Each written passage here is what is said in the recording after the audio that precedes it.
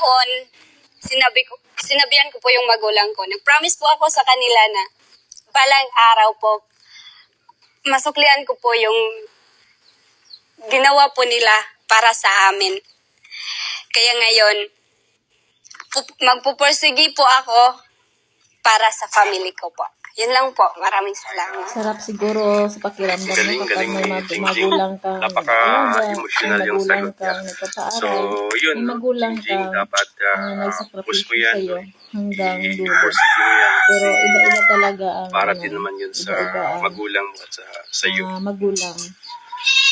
Ikaw dong wala kay Hindi kasi ako lumaki sa storya magulang doon ko. sa kay Jingjing. Kay Jingjing naman is talagang kapag tama naman talaga no kapag pamilya na yung pag-uusapan no parang ano ka ba kumbaga we cannot control our feelings no kasi nga naturally lalabas talaga yan kung emotional ka kasi dahil yan sa experience natin no diyan tayo hinuhubog sa naranasan natin in times na wala tayong kakainin pamilya yung kasama natin doon kaya kapag i-reminisce mo pag-uusapan yung mga nakaraang nangyari parang ano ka na lang maging emotional ka na lang no other words na sasabihin mo, kundi maging emotional, iiyak ka, or kumbaga, mga positivity yung mga lalabas sa nasasabihin mo. Diba?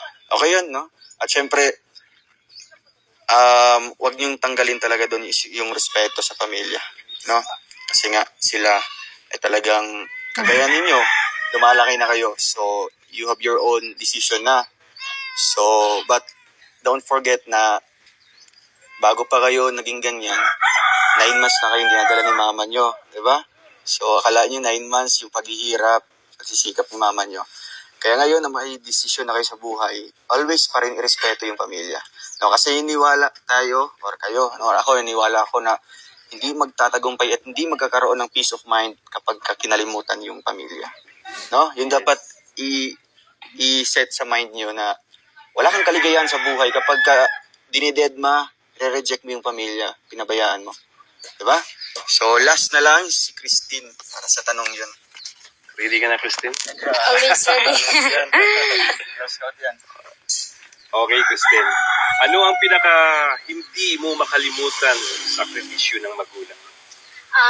Para po sa akin, yung time po na iniwan po kami ng tatay ko, kung tutusin kung iisipin, nung iniwan po kami ng nanay ko, may dalawa po choice ang papa ko. Pwede niya po kaming iwanan din, pwede niya rin po kaming alagaan, pero pinili po ng papa ko na alagaan kami. Doon pa lang po na part, sinacrifice na ng papa ko ang kanyang kaligayahan, ang kanyang freedom. Kasi po, kapag may anak ka na, may sarili ka ng bubuhayin, parang yung kalahati ng buhay mo ay doon mo itutuon sa anak mo. Yung sweldo mo, na imbis na pang sarili mo, ay doon mo na sa anak mo. Kaya naisip ko po na kung hindi kami, ay kung pinabayaan kami ni Papa, siguro yung buhay niya ay maganda po talaga. Doon pa lang na part, sinacrifice na ni Papa ang buhay niya para sa aming mga anak. Yun lang po. Okay, galing. O, nakita din naman natin dong, di ba? At sinabi din naman ni tatay na grabe yung sacrifice niya no, sa inyo. Tatay na mama pa, di ba? At talagang hanggang ngayon, no, talagang hindi kayo pinabayaan ng tatay ninyo. Ikaw itong dagdagan mo na lang. Grabe. So, napaka-genuine ng sagot niya. Napaka-totoo talaga. Ano kasi, kumbaga, it's a matter of choice ba ng papa mo, no? Kasi nga, yung papa mo, pwede siyang maghanap ng panibagong asawa, no, pamilya. So kayo, pwede iwan, it's either sa tita nyo or sa lola nyo. Pero nakita namin na talagang, ano talaga siya, kumbaga, grabe yung eagerness niya na alagaan kayo despite na walang nag-aalaga sa kanya. Diba? So, doon pa lang talagang nakita mo na yung sakripisyo, no? Talagang makikita natin na siya yung naging hero ng pamilya nyo, no? So, doon, Christine, talagang yun yung paghugutan mo ng motivation ba? No, kung bakit magpupurso ka sa buhay, sa pangarap mo, ay dahil sa papa mo at sa pamilya mo. Diba? Nothing more, nothing less pa. No? Kaya kung meron ng mga hindrances, mga problema dyan, diba? Ano lang yan? isipin mo na lang na mga spices yan ng buhay, no? Kasi hindi magiging masarap yung luto kapag walang mga spices, no? Hindi din masarap yung pamumuhay natin kung walang problema, no? Hindi siya challenging. So, ayun, grabe. At syempre, okay ka sa mga sagot nila? Grabe. Puro mga galing. Galing? Pwede ilaban sa... Ito, ano talaga to eh. Ano na? Beauty fiction talaga to eh. Itong dalawa pa. So, pwede yan mahasa, no? Yung trainer. So, about naman sa school or yung pagiging scholarship nyo, pagiging scholars ng TROM. Ito, ang unang sasagot dito ay gusto ko si Christine muna. Ay, grabe. Kapag, Change na, ano? Oo. Siyempre, ang tanong ko sa inyo, ang dami nito, no? Ang gaganda ng mga tanong na ito na compose ko, pero isa lang yung itatanong ko talaga sa inyo. Okay? So, ano ang nararamdaman mo nung nalaman mong part ka ng scholar? Sobrang saya ko po talaga, kuya, kasi po, bihira lang po talaga yung mga taong nagpapa-scholar po, especially po yung sa akin is private po, hindi po siya DepEd na sobrang saya ko po talaga kasi po nung bata pa po talaga ako, nakita ko na po kung ano yung buhay ng yung buhay na pinapaaral ka.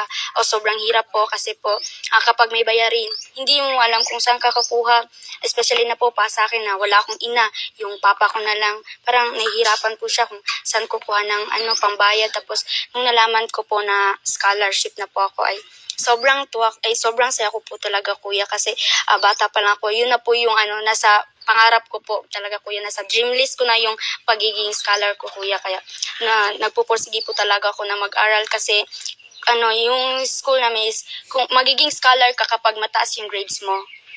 Tapos yun po, kuya, nagpupursige ako mag-aral kasi gusto ko po talaga na makapasok po sa scholar. Ayun. So, kumbaga, nagiging siya sa'yo, kumbaga nagiging magandang opportunity sa'yo, no, na nakilala ka namin. Wala ka nang pinapasang requirements, no? Maliban lang sa, syempre, yung makilala ka sa social media, no? Yun yung one of the requirements. Makilala ka lang, maipakita mo yung pagiging, yung good moral character mo. Diba? Kasi kung magsisend ka ng or magpapasa ka ng mga requirements sa scholarship, dapat meron kang good moral character. Pero sa amin, yan lang yung required. Yung pagiging, totoo sa amin. Diba? Wala nang requirements pa para sa mga, mga ID or something, Diba?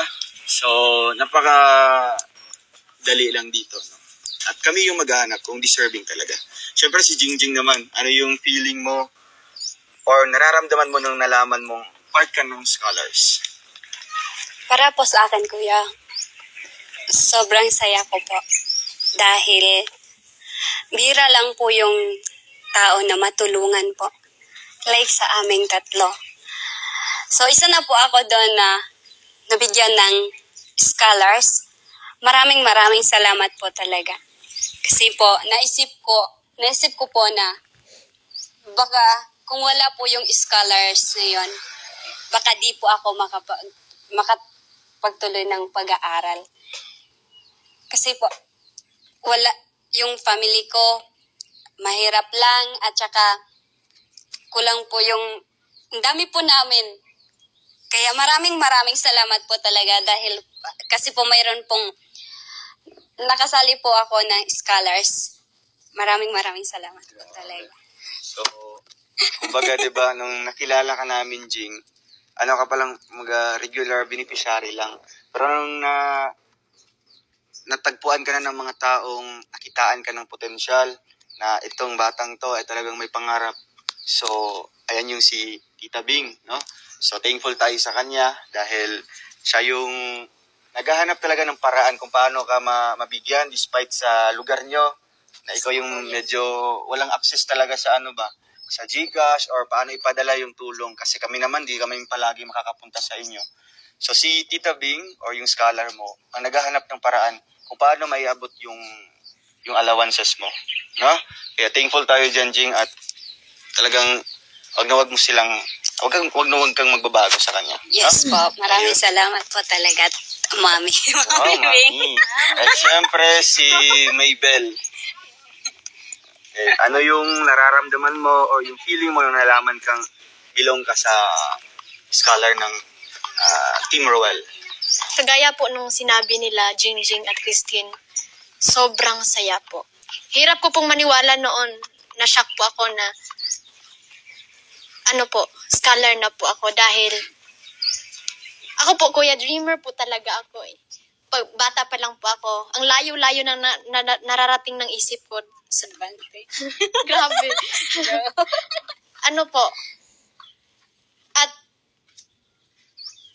sa bata po ako, ang mga pangarap ko po, unti-unti ko pong nakamit po, Kuya, dahil sa inyo po. At pangarap ko po noon na maging two choices po talaga yung nasa akin, maging nurse and then maging teacher. So, mas napili ko po na maging teacher dahil mas kailangan yan dito sa amin. At unexpected po para sa akin, ang unexpected po na naging scholar po ako dahil hindi po ako naniwala na may tao na makakakita sa akin. At masasabi ko po na siguro kung hindi po ako natagpuan nila Kuya Ruel, nag-aaral po ako ngayon, pero sobrang hirap po, Kuya, dahil mag-working student po ako sana. And then, thankful po ako kay God dahil naging scholar ako at sobrang saya ko po ngayon dahil hindi na lang 1 month, magsa-second year college na ako and then, Ayan, no? Napaka-please. salamat po talaga dahil natagpuan po ako at super happy po ako na naging scholar po ako ng nila Kuya Ruel. Yan lang po. So, isa yan, talaga si Maybel na pinaka-pioneer din na scholar natin, no? May nawala man, pero syempre yung dumagdag naman is talagang pinapahalagan yung tulong, di ba? So, ayun lang, di ba? Kasi kami din, hindi kami makapaniwala na may mga tao palang handang maging, kumbaga, mag-commit, di ba? Mag-commit na, oy, ako magpapaaral nito. Despite sa status mo na college level ka na, alam ko yung gastusin doon, di ba? Yung mga gastusan. Dahil na, private school ba yung school nyo? O, di ba? Sa akin nga dati, public, di ba? Pero grabe yung bayarin, no? How much more na private school, no? Malayo pa sa lugar, sa sa bahay nila. Pero believe tayo dun sa mga taong kahit kumbaga kahit yung trabaho nila is walang kasiguraduhan, pero still they can manage na makapagbigay talaga, di ba? Meron silang inilaan para ito pang suporta ko ito sa sa scholar ko. Believe tayo sa mga taong ganoon, di ba? Kasi nga iisipin mo, you're not family member naman. No? Hindi ka naman part ng na someday pwede silang iwan nun ng mga taong akala nila totoo, di ba? Pero we can assure naman talaga sa inyo na yung give back sa kanila is yung pagiging totoo nyo, yung pagiging loyal nyo, at susuklian nyo sila, hindi literally na ibabalik nyo yung pera, kundi ipapakita nyo sa kanila na nagsusumikap kayo. Correct. In that way, nasuklian nyo Tama. na ninyo sila, na ipakita nyo yung pagpapahalaga ng tulong. At the same time, kayo yung makapagpaahon ng pamilya nyo, kanya-kanyang pamilya. Diba? Right. So, hindi literally na utang na loob, gano'n, ibabalik yung pera, gano'n. Ang utang na loob ay kung paano ka rumispeto sa kanila, no? Paano Tama. pinapahalagan yung tulong na binibigay nila Respeto unconditionally. talaga ang Diba? Walang importante. condition. Tiwala. Oo, binibigay lang sa inyo, ganito. Meron man, pero sa ikakabuti ninyo. May condition man na dapat mag-focus talaga. Diba? Ganito dapat yung grades. Diba? Not to the extent na stricto na yung hawak sa liig na yung mga rules. Diba? So nakita niyo naman dito sa amin, diba? Wala kaming siniset na, oy, dapat ganito. Meron man, para si kakabuti nyo lang. No? So, grabe. Ano Kuya Victor, kaya mo pa? Meron bang last question dito about naman sa love life? Ay, grabe, no? Ano na? So, gusto ko magpakatotoo lang dito. At syempre, kung